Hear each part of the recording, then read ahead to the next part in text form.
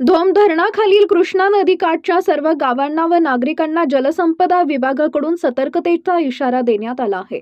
धोम धरण सद्यस्थितीत 96.93% भरले असून पाणलोट क्षेत्रात मुसळधार पावसामुळे धरणात मोठ्या प्रमाणात पाण्याचा एवा होत आहे। धरणातील पाणीसाठा नियंत्रित करण्याच्या दृष्टीने सध्या नदीपात्रात सुरू असलेला 8696 क्युसेक विसर्ग आज दुपारपासून वाढवून 14000 क्युसेक इतका करण्यात येणार आहे। कृष्णा नदीनं रौद्र रूप धारण केले। वाईतील महागणपती मंदिर पाण्याखाली गेलं आहे। नदीकाठावरच्या दुकानात पाणी शिरलंय, त्यामुळे दुकानातील साहित्यांचे मोठ्या प्रमाणात नुकसान झालंय। पाऊस जर असाच सुरू राहिला तर हा पूल वाहतुकीसाठी बंद करावा लागण्याची शक्यता आहे। परिस्थितीनुसार विसर्गात टप्प्याटप्प्याने वाढ अथवा घट करण्यात येईल। नागरिकांनी काळजी घ्यावी असं आवाहन प्रशासनानं व सरकारनं केलं आहे। शिवशाही न्यूज प्रतिनिधी शुभम कोदे, सातारा।